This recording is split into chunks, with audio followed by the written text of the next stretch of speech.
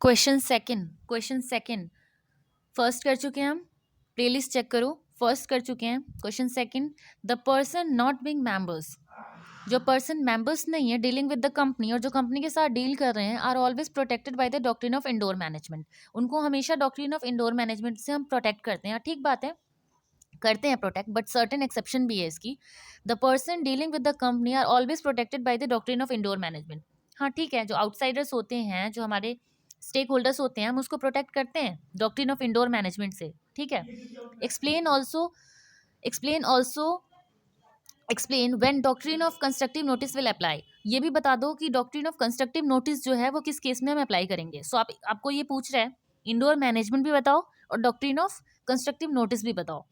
ठीक है, सो बता दूं, इंडोर मैनेजमेंट जो है वो आउटसाइडर को प्रोटेक्ट करता है, जो डॉक्ट्रिन ऑफ इंडोर मैनेजमेंट है, और डॉक्ट्रिन ऑफ कंस्ट्रक्टिव नोटिस जो है वो कंपनी को प्रोटेक्ट करता है। Doctrine of constructive notice company को प्रोटेक्ट करती है और doctrine of indoor management outsider को। Doctrine of constructive notice, constructive है ना, सी से कंस्ट्रक्टिव और सी से कंपनी, तो दोनों सी मिलकर के सी को प्रोटेक्ट करेंगे। डॉक्ट्रिन ऑफ कंस्ट्रक्टिव नोटिस जो है वो कंपनी को प्रोटेक्ट करेगी। Okay, doctrine of constructive notice company को प्रोटेक्ट करेगी, याद रखना, कंफ्यूजन हो जाती है। डॉक्ट्रिन ऑफ इंडोर मैनेजमेंट जो है वो आउटसाइडर को प्रोटेक्ट करेगी। Okay, but there are certain exceptions, जो कि जहाँ पे जो आउटसाइडर्स हैं वो नहीं बच पाएंगे, वो भी एक्सेप्शन भी हम देखने वाले हैं। सो यहाँ पे आपको दोनों एक्सप्लेन करना है, आप दोनों एक्सप्लेन करोगे, doctrine of constructive notice and doctrine of indoor management. So let's get started. Doctrine of indoor management को पहले इन्होंने एक्सप्लेन किया। ठीक है, doctrine of indoor management, according to this doctrine, person dealing with the company need not inquire whether internal proceedings related to the contract are followed correctly. जो person dealing with the company, जो person company से deal कर रहे हैं, उनको ज़रूरत नहीं है whether internal proceedings relating to the contract are followed correctly, कि जो इंटरनल प्रोसीडिंग्स है ना कंपनी की, जो कंपनी की इंटरनल प्रोसीडिंग्स है वो करेक्टली फॉलो हो रही हैं नहीं हो रही हैं, इससे आउटसाइडर को कोई मतलब नहीं है। इस डॉक्ट्रिन के हिसाब से कि आपके इंटरनल प्रोसीडिंग्स में आपका क्या चल रहा है, उससे आउटसाइडर को कोई मतलब नहीं है। आपने रिजोल्यूशन पास करवाया नहीं करवाया, इससे आउटसाइडर को कोई मतलब नहीं है आपके इंटरनल प्रोसीडिंग्स में क्या काम है, काम आप कर रहे हो। ठीक है, सो ये यहाँ पे यही लिखा है, according to this doctrine, person dealing with the company need not inquire whether internal proceedings relating to the contract are followed correctly। Internal proceedings जो कॉन्ट्रैक्ट से रिलेटेड है उसको आपने करेक्टली फॉलो किया है नहीं किया है, इससे आउटसाइडर को कोई मतलब नहीं है। Once they are satisfied that the transaction is in accordance with the memorandum and article of association. देखो, एमओए और एओए दोनों पब्लिक डॉक्यूमेंट्स है, इनको वो पढ़ेंगे बस, इसके अलावा वो आपके इंटरनल प्रोसीडिंग्स में आपने क्या किया है नहीं किया है इससे कोई मतलब नहीं है। ठीक है, एक बार वो अगर सेटिस्फाइड है एमओए से और एओए से, तो फिर वो इंटरनल प्रोसीडिंग से उनको कुछ लेना देना नहीं है, बट वो एमओए जो है और एओए है इसको तो पढ़ेंगे ही, मेमोरेंडम ऑफ एसोसिएशन और आर्टिकल ऑफ एसोसिएशन को वो ढंग से पढ़ेंगे। ठीक है, लेकिन इंटरनल प्रोसीडिंग्स में क्या काम कर रहे हो आप, इससे आउटसाइडर को कोई मतलब नहीं है। सो ये डॉक्ट्रिन हमारा कहता है कि हम आउटसाइडर को बचाएंगे। हम किसको बचाएंगे? हम आउटसाइडर को बचाएंगे इस डॉक्ट्रिन के हिसाब से। Stake holders, next paragraph, stake holders need not inquire whether the necessary meetings was conveyed and held properly or whether necessary resolution was passed। देखो, स्टेक होल्डर्स जो है ना, जो आउटसाइडर हैं, जो कंपनी से डील कर रहे हैं, उनको इससे कोई मतलब नहीं है आपके इंटरनल प्रोसीडिंग्स में आपने रेजोल्यूशन पास करवाया है, आपकी जनरल मीटिंग आप प्रॉपरली कर रहे हो, नेसेसरी मीटिंग्स जो है वो आप कर रहे हो, इससे उनको कोई लेना देना नहीं है। Once they are satisfied with the MOA and AOA, एक बार अगर वो एओए और एमओए से सेटिस्फाइड है, बस इतना काफ़ी है। They are entitle to take it for granted, वो इसको फॉर ग्रांटेड ले सकते हैं, कोई दिक्कत नहीं है इसमें। That the company had gone through all these proceedings in a regular manner, वो ये मान के चलेंगे कि जो आपके इंटरनल प्रोसीडिंग्स है ना, वो आप रेगुलरली कर रहे हो, रेगुलर मैनर में कर रहे हो, उसमें कोई दिक्कत नहीं है। उन्होंने एओए एमओए पढ़ लिया है। ठीक है, the doctrine helps to protect external members, ये एक्सटर्नल मेंबर्स को, ये जो हमारी डॉक्ट्रिन है, डॉक्ट्रिन ऑफ इंडोर मैनेजमेंट है, ये किसको प्रोटेक्ट करती है?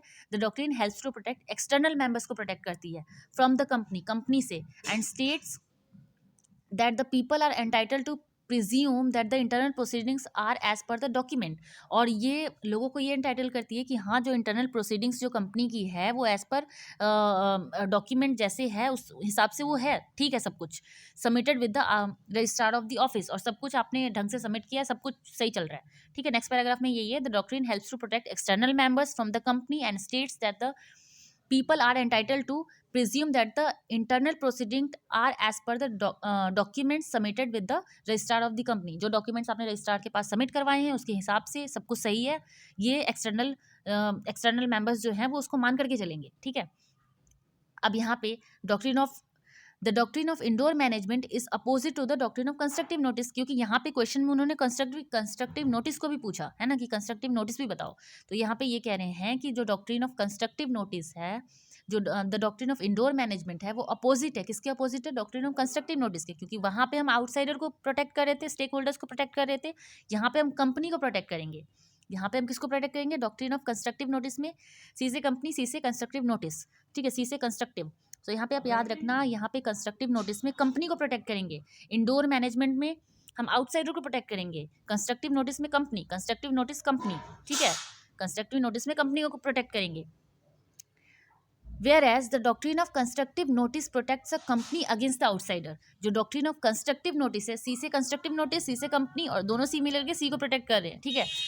Whereas the doctrine of constructive notice protects a company against the outsider।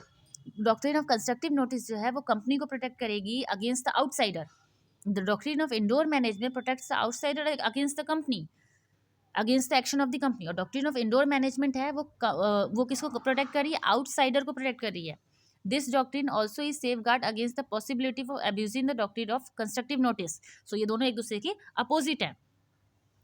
So exception क्या है, exception to the doctrine of indoor management, देखो इस केसेस में ना हम आउटसाइडर को प्रोटेक्ट नहीं करने वाले। अगर ये केसेस है ना, ये 3 केसेस देख लो, एक तो अगर आपको नॉलेज आउटसाइडर को कह रही है कंपनी, ठीक है, कि अगर आपको नॉलेज थी इरेगुलरिटी की, ठीक है, नॉलेज ऑफ इरेगुलरिटी आपको थी कि कोई दिक्कत है, इरेगुलरिटी की नॉलेज थी, फिर भी आपने कॉन्ट्रैक्ट में आप कॉन्ट्रैक्ट कर रहे हो, तो इस केस में हम कंपनी आपको प्रोटेक्ट नहीं करेंगे, सॉरी आउटसाइडर हम आपको प्रोटेक्ट नहीं करेंगे। इस केस में आउटसाइडर को कंपनी के अगेंस्ट प्रोटेक्ट नहीं किया जाएगा। सो नॉलेज ऑफ इरेगुलरिटी, नेग्लिजेंस और फॉर्जरी, इन 3 केसेस में हम कंपनी को प्रोटेक्ट करेंगे। अगर आपको इरेगुलरिटी की नॉलेज थी, आपने नेग्लिजेंस दिखाई, फॉर्जरी का केस था, तो हम आपको प्रोटेक्ट बिल्कुल नहीं करने वाले आउटसाइडर, सुन लो, ठीक है। So exception to doctrine of indoor management में ये 3 एक्सेप्शंस है। Applicability of doctrine of constructive notice, यहाँ पे कंस्ट्रक्टिव नोटिस हम लगा देंगे, डॉक्ट्रिन ऑफ इंडोर मैनेजमेंट नहीं लगाएंगे, ये 3 एक्सेप्शन के केस में। Knowledge of irregularity, in case an outsider has actual knowledge of irregularity with in the company, company में क्या चल रहा है इसकी आपको एक्चुअल नॉलेज थी, the benefit under the rule of indoor management would know longer be available. जो benefit है इंडोर मैनेजमेंट का हम आपको नहीं देंगे। इंडोर मैनेजमेंट में हम आउटसाइडर को प्रोटेक्ट कर रहे थे, कंस्ट्रक्टिव नोटिस में हम कंपनी को प्रोटेक्ट कर रहे थे, यहाँ पे कह रहे हैं कि benefit of indoor management outsider आपको नहीं देंगे हम, ठीक है। अगर आपको इरेगुलरिटी की एक्चुअल नॉलेज थी तो हम आपको बेनिफिट नहीं देंगे।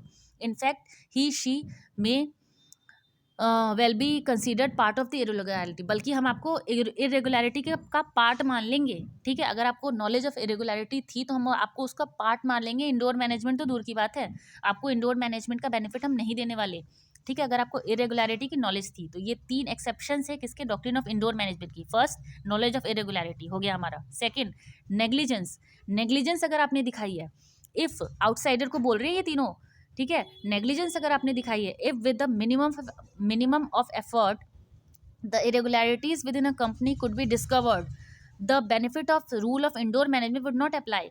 अगर आपने नेग्लिजेंस, आपको पता है नेग्लिजेंस, अगर आप नेग्लिजेंस दिखा रहे हो, प्रॉपर एफर्ट नहीं लगा रहे हो चीज़ों को समझने के लिए, तो हम आपको इंडोर मैनेजमेंट के बेनिफिट को नहीं लेने देंगे। The protection of the rule is not available where the circumstances surrounding the contract are so suspicious as to invite inquiry. जब आपको लग रहा है कि जो सर्कमस्टेंसेज है वो सस्पिशियस है, इंक्वायरी की वहाँ पे ज़रूरत है, फिर भी आप नेग्लिजेंस दिखा करके आप इंक्वायरी नहीं करवा रहे हो, तो हम आपको इंडोर मैनेजमेंट का बेनिफिट नहीं देने वाले आउटसाइडर, सुन लो।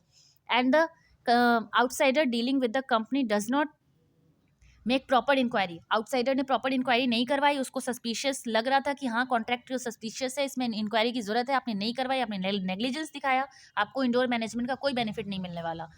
फॉर्जरी, नेक्स्ट है फॉर्जरी, थर्ड केस।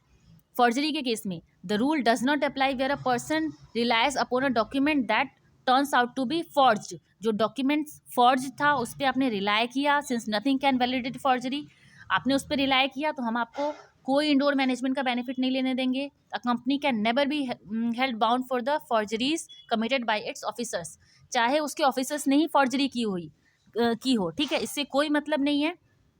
फॉर्जरी का अगर केस है तो हम आपको इंडोर मैनेजमेंट का बेनिफिट नहीं लेने देंगे। थर्ड केस यही है हमारा, the rule does not apply where a person relies upon a document that turns to be a forged, जो डॉक्यूमेंट फॉर्ज्ड है, ठीक है, since nothing can be validate forgery, ठीक है, फॉर्जरी को कोई भी चीज़ वैलिडेट नहीं करेगी, तो हम कंपनी को ही इस केस में बचाएंगे। A company can never be held bound for the forgeries committed by its officer, अगर उसके ऑफिसर्स ने फॉर्जरी की है तो भी हम आपको इंडोर मैनेजमेंट का बेनिफिट नहीं लेने देंगे। सो ये 3 केसेस थी, 3 केसेस में आप इंडोर मैनेजमेंट का बेनिफिट नहीं ले सकते हो। चलो क्वेश्चन को कंक्लूड करते हैं। 2 डॉक्ट्रिन थी हमारी, डॉक्ट्रिन ऑफ इंडोर मैनेजमेंट और उसकी opposite doctrine of constructive notice. Doctrine of indoor management में आउटसाइडर थे, उसकी 3 एक्सेप्शंस थी कि ये तीनों केसेस हैं तो हम आपको बेनिफिट नहीं लेने देंगे, और डॉक्ट्रिन ऑफ कंस्ट्रक्टिव नोटिस में कंपनी को प्रोटेक्ट करते हैं हम, ठीक है। ओके।